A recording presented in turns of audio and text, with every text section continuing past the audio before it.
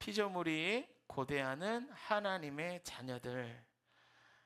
피조물이 고대하는 하나님의 자녀들이라는 제목으로 함께 하나님의 말씀 보시도록 하겠습니다. 자, 지난 시간에 함께 나눴던 말씀 우리 잠깐만 같이 한 번 더 보기로 하겠습니다. 자, 지난 시간에는 정말 내 안에 성령님이 계시는가 그것들을 좀 점검하는 시간이었어요. 이 점검하는 방법이 중요하다고 말씀드렸죠.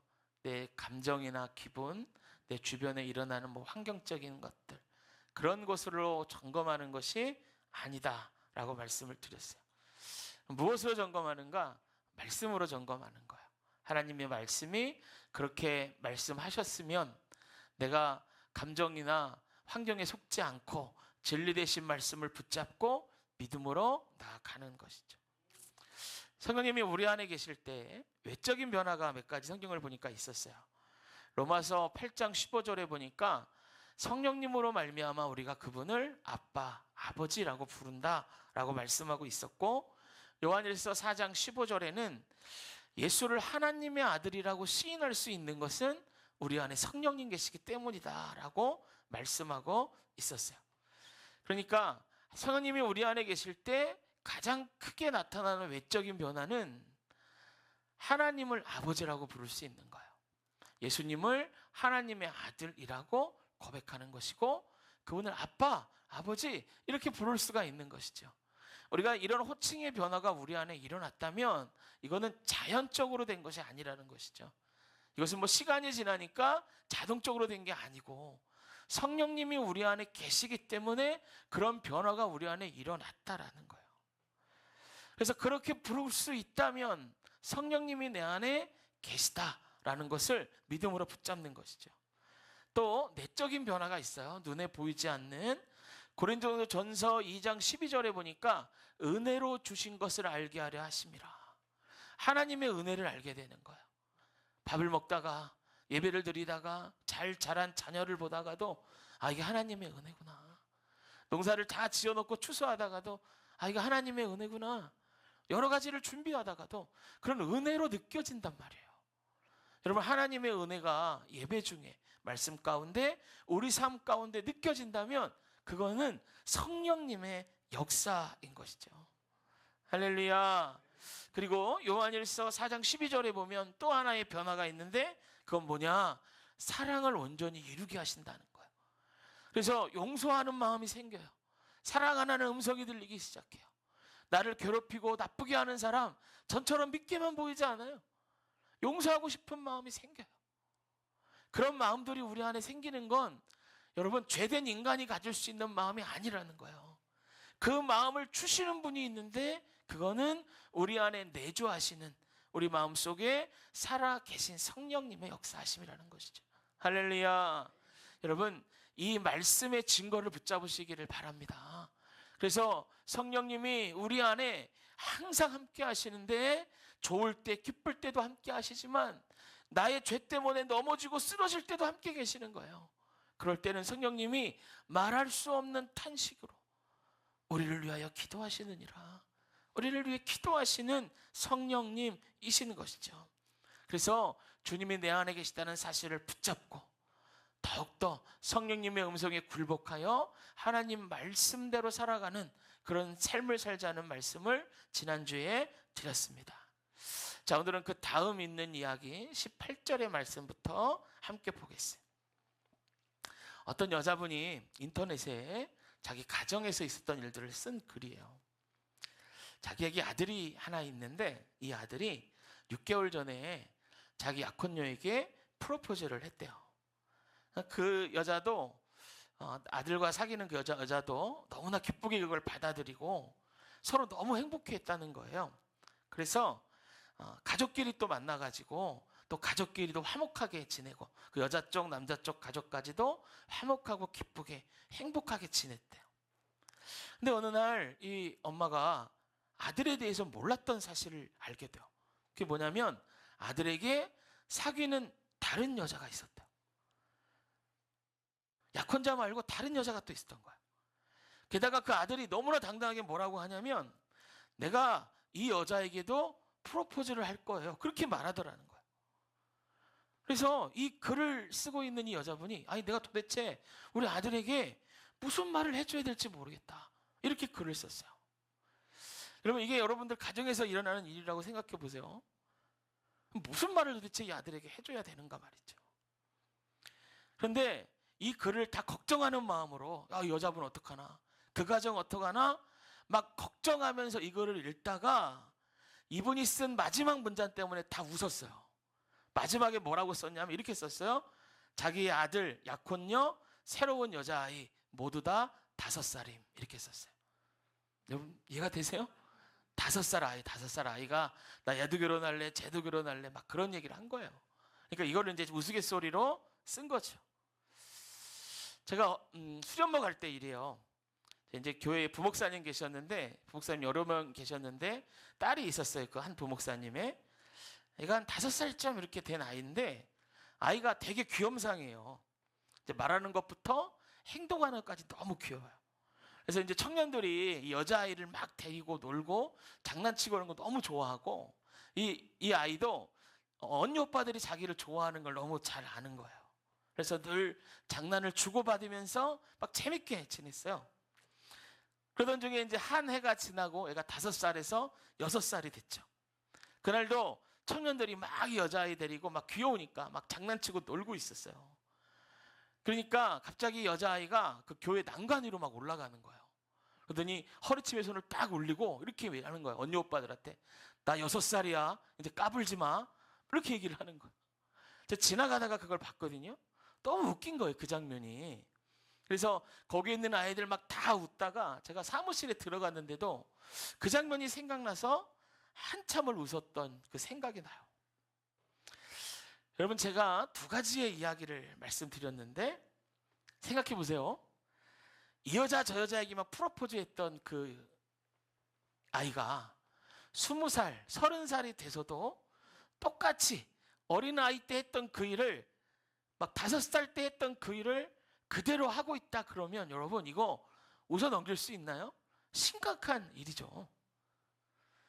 이 귀여운 여자아이 6살짜리 아이가 중고등학생이 돼서도 언니 오빠들 앞에 서서 까불지 말라고 막 외치면 여러분 그 중고등부 오빠들이 어떻게 생각하겠어요? 청년들이 어떻게 생각하겠어요? 여전히 웃으면서 좋아해 줄까요? 그렇지 않은 거예요. 아주 버릇없구나 이렇게 찍히는 거죠. 여러분 아이들이 잘한다는 건 그런 거예요. 여러분 어린아이의 일을 버리는 거예요. 나이를 먹고 자랄수록 어린아이 일을 하나씩 버리는 거예요. 그게 잘하는 거예요. 그런데 어린아이 일을 버리지 못하고 컸는데도 가지고 있다 그러면 이거 문제되는 거예요. 여러분 이해되시죠? 어린아이가 잘한다는 건 그 나이에 맞는 삶으로 성숙해져 간다는 거예요. 그래서 잘한다는 건 그동안 했던 어린아이의 일을 버리는 것이죠. 우리가 하나님의 자녀가 되어 살아가는 것도 마찬가지입니다. 우리는 더 이상 진노의 자식이 아니죠. 하나님이 우리를 자녀 삼아 주셨고 우리 신분이 종이 아니라 이제 노예가 아니라 아들로 변했고 상속자의 자격까지 받은 게 저와 여러분이에요. 그렇다면 우리가 이제 하나님을 아버지로 모신 자요 상속자로서 어떠한 삶을 살아가야 하는가 이 말이에요. 한마디로 얘기하면 예수님을 믿기 전에 또 신앙의 갓난아이 어린아이였어서 해왔던 어떤 어린아이의 일을 버리고 더욱더 성숙함으로 나아가야 하는가. 항상 우리의 신앙생활에는 이 문제가 있는 거예요. 그런데 어린아이의 일을 버리지 못하면 계속 그 수준에 머물러 있고 신앙의 연수가 되고 나이를 먹고 하면 직분도 받고 할 텐데 그러면서 이제 문제가 되는 거예요.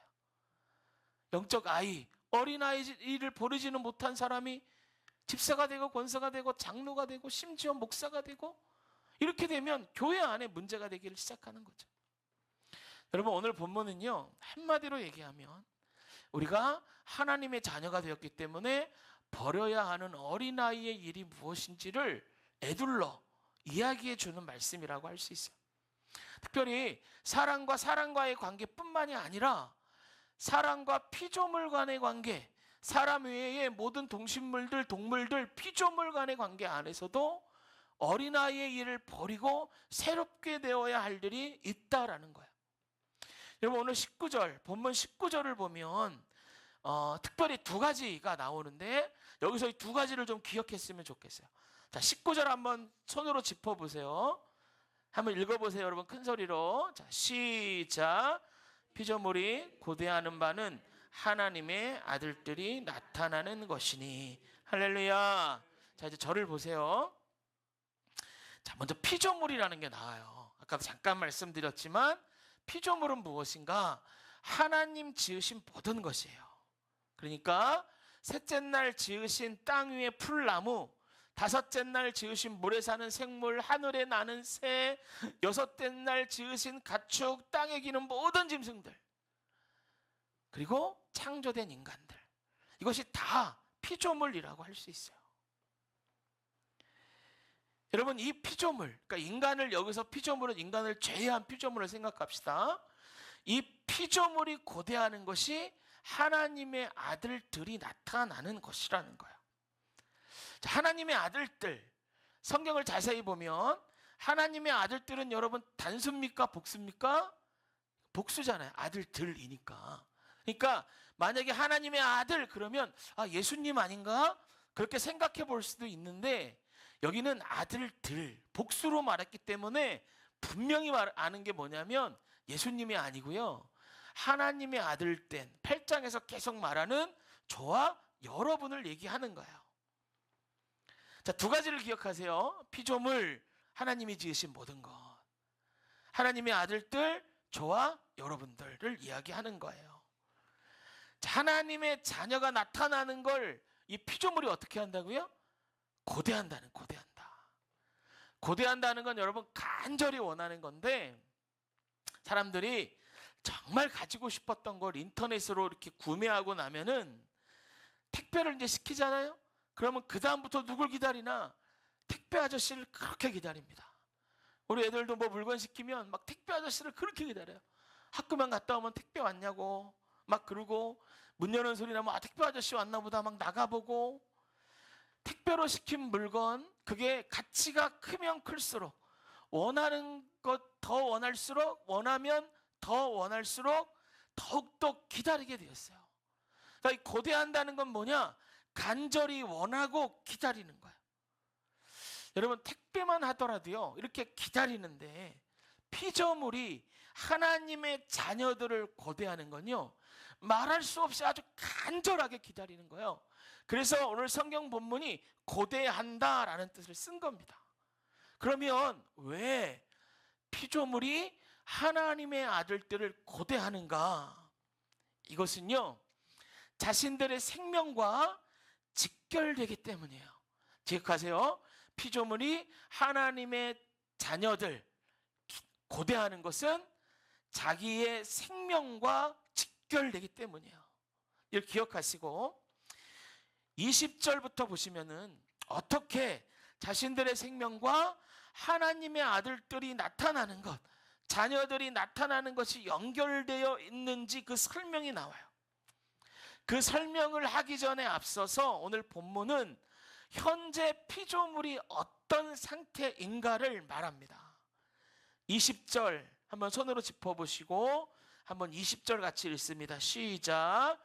피조물이 허무한데 굴복하는 것은 자기 뜻이 아니요 오직 굴복하게 하시는 이로 말미암음이니라. 할렐루야. 피조물이요, 허무한데 지금 굴복하여져 있다는 겁니다. 이 허무하다라는 뜻, 그 원어로 보면 어리석음, 바보 같은 짓, 허무, 공허, 무가치 이런 뜻이거든요.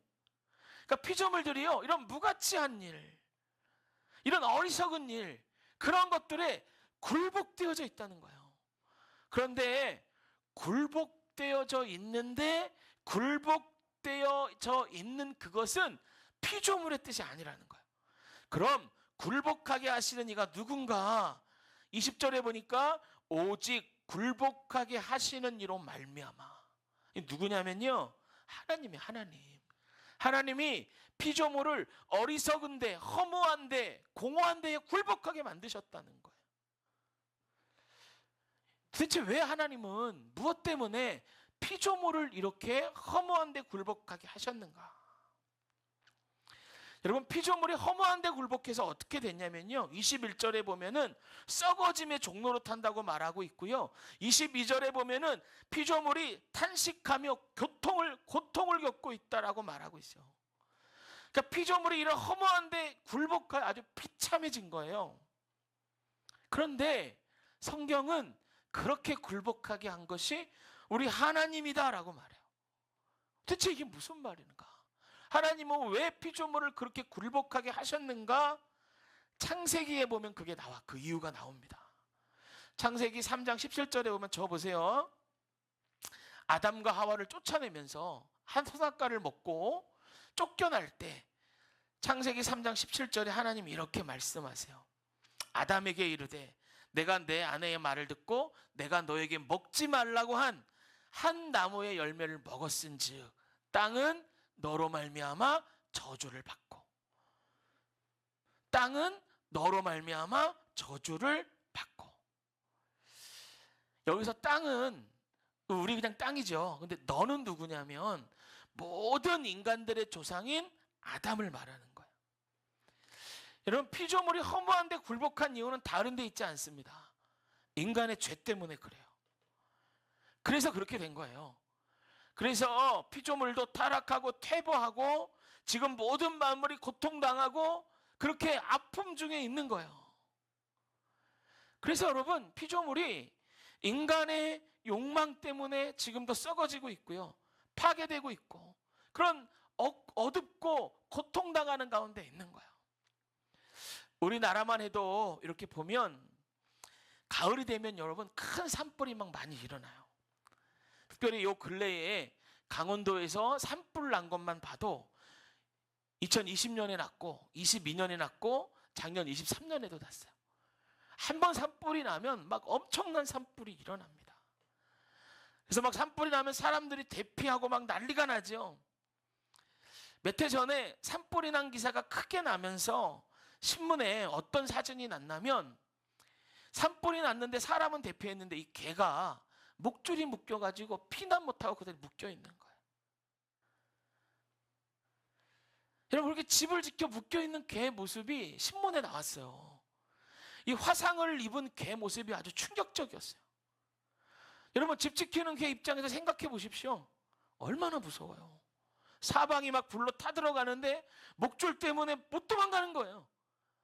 당연히 소방대원에게 발견되어 살아난 개들도 있지만 상당수는 이 목줄에 묶여서 죽었던 개들도 많았어요. 여러분, 산불에 희생당한 게 어디 이런 가축들 뿐이겠습니까? 얼마나 많은 짐승들, 얼마나 많은 벌레들, 나무들이 타서 없어지겠냐 말이에요. 그런데 여러분, 산불의 원인을 살펴보면 대부분 사람의 부주의 때문에 일어나요. 담뱃불 때문에, 시설을 제때 점검하지 않아서, 누전 때문에 불장난하다가 논두렁을 태우다가 뭐 이런 사소한 이유로 막 큰 불이 일어난단 말이에요. 또 수많은 자연과 산과 들이 인간의 욕심 때문에 개발되고 파헤쳐지고 오염되고 있어요. 요즘은 여러분 여기저기에서 전쟁의 소식이 들립니다. 수많은 곳에서 전쟁이 일어나요. 이스라엘 전쟁은 이제 확대돼 가지고 레바논과 이란까지도 이제 전쟁의 소용돌이를 휘말리게 돼요. 전쟁의 소식을 다룬 이런 그 TV나 이런 것들을 보면요, 폭탄이 팍 터져요. 그러면 검은 연기가 막 나고 폭탄이 터진 것은 폐허가 된단 말이에요. 이렇게 사방이 폐허가 될 때 여러분, 죽어나가는 게 건물과 사람뿐이겠어요. 얼마나 많은 짐승, 벌레, 나무, 풀 이런 게 타서 없어지겠어요.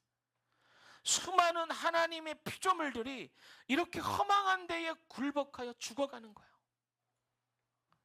그러나 여러분, 피조물들은요, 이런 스스로 썩어지는 데에서 종노릇하다 하는 이 자리에서 벗어날 수 없어요. 여러분, 이 피조물들 스스로 생명과 평안을 보장받을 수가 없단 말이에요. 생각해 보십시오. 산을 깎아서 누가 공장을 만들려고 그래. 그러면 산이 생각하는 거야. 내가 여기 있다가 낮아지고 깎아지겠다. 빨리 피난 가야지. 전쟁이 일어날 것 같아요. 그러니까 산, 나무, 풀 뭐 이런 것들이 야 여기다가 폭탄 터진데 딴 데로 가자. 여러분 피조물들은 인간들처럼 그렇게 대비하고 피난 갈 수 없어요. 그래서 자연은, 피조물은 어떤 인간이 어떤 마음을 가지고 자신들을 대하는지 여기에 영향을 받고 썩어지고 새 생명 얻는 것이 결정됩니다. 그래서 여러분 로마서 8장 19절 피조물이 고대하는 바는 하나님의 아들들이 나타나는 것이니라 라고 하는 거예요. 하나님의 아들들을 기다리는 이유가요, 간절히 고대하는 이유가 이렇게 자기들의 생명과 직결되기 때문인 거예요. 그렇다면 여러분 여기서 우리가 알아야 되고 궁금증이 생기는 게 있어요. 도대체 피조물들은 하나님의 아들들이 어떤 모습이라고 생각하기 때문에 그렇게 그들이 나타나기를 원하고 그렇게 하나님의 아들들, 자녀들을 고대하고 있냐 말이에요. 여러분 피조물들이 하나님의 자녀들의 모습, 그 본 모습을 아니까 기다리고 고대하는 거 아니겠어요? 피조물들은 그걸 알고 있다는 거예요. 하나님의 자녀면, 하나님의 자녀면 그들이 어떤 모습으로 자기들을 대하고 어떤 생활을 할 것인지를 피조물들은 분명히 알고 있다는 거예요. 그렇기 때문에 기다리는 거예요. 간절히 원하는 거예요. 여러분 피조물들은 알고 있어요.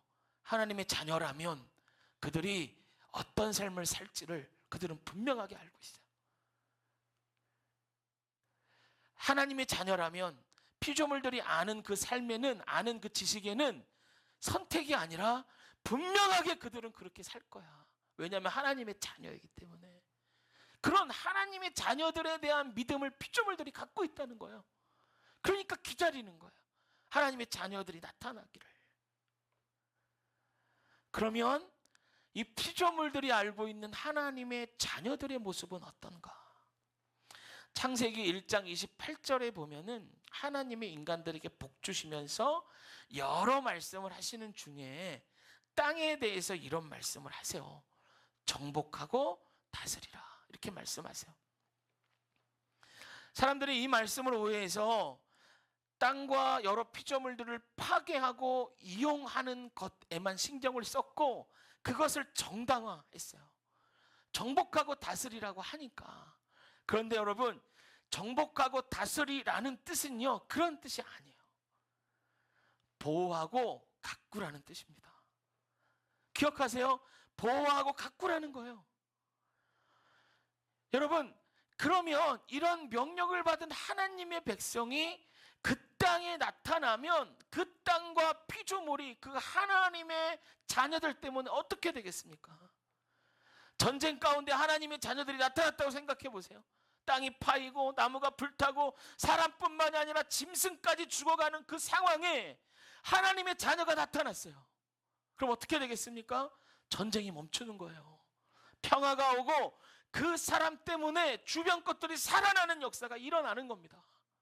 서로 미워하고 저주하고 악함만 가득한 세상에 하나님의 자녀가 나타났어요. 그럼 어떻게 됩니까? 저주를 끊고 축복을 가져오는 사람으로 살아가는 거예요. 여러분 피조물은 그렇게 믿고 있다니까요. 하나님의 사람이 나타나면, 하나님의 자녀가 나타나면 그렇게 될 거야. 고대하고 있다는 거예요.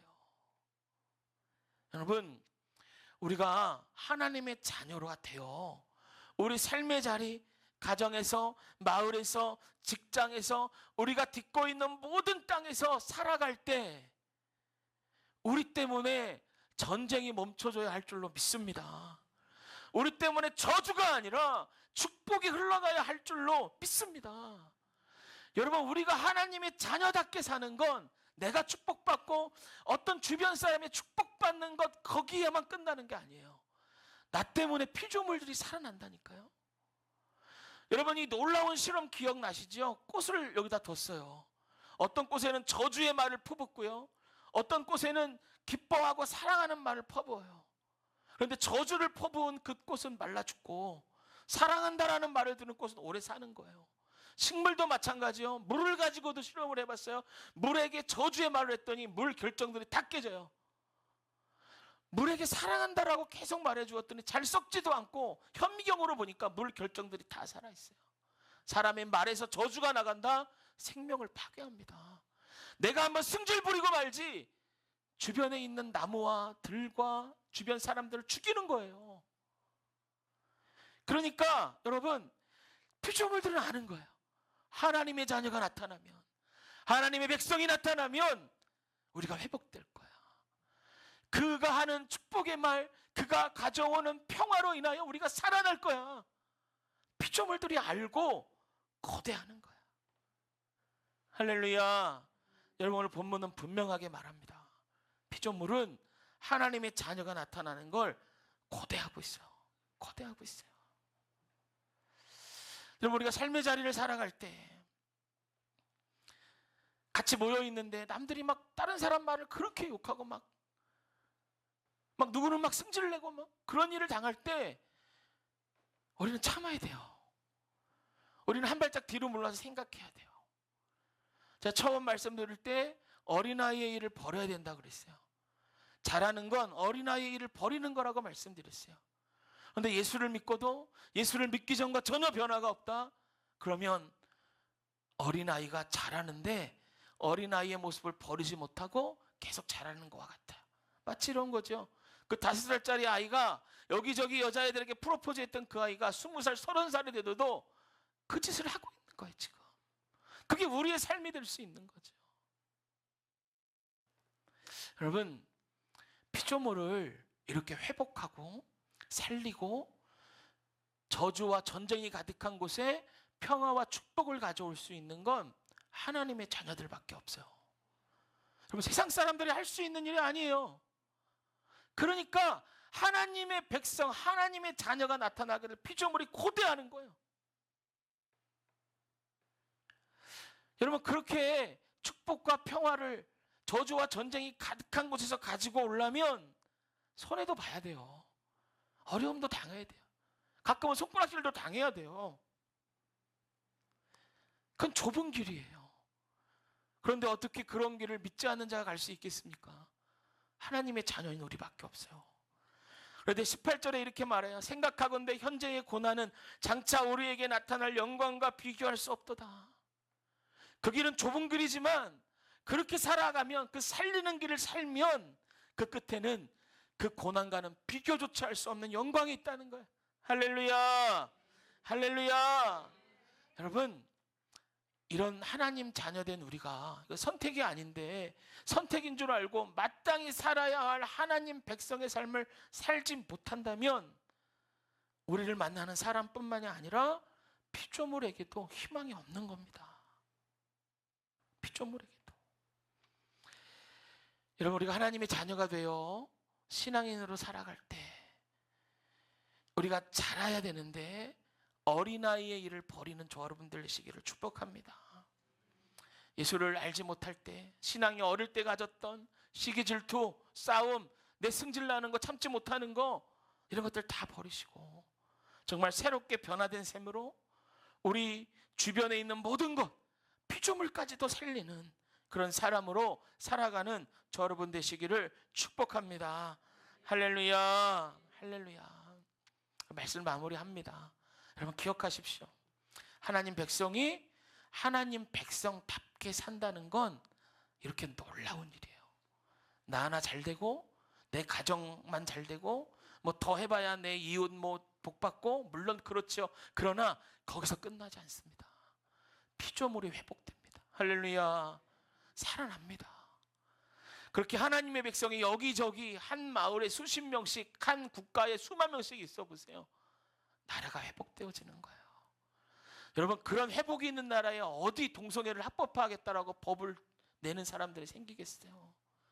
그런 나라에 어디 하나님 말씀과 반대되는 일을 그게 옳다라고 외치는 사람들이 있겠습니까? 그럴 수 없는 거예요. 할렐루야. 여러분, 오늘 본문 말씀, 피조물이 고대하는 하나님의 자녀들, 피조물이 고대하고 기다리는 하나님 백성이 되어 여러분들과 가정과 이웃은 물론이요, 우리 주변에 있는 풀과 나무, 동물, 모든 피조물까지도 살려내는 저와 여러분들 다 되시기를 주님의 이름으로 축복합니다. 할렐루야. 잠깐 우리 기도하겠습니다.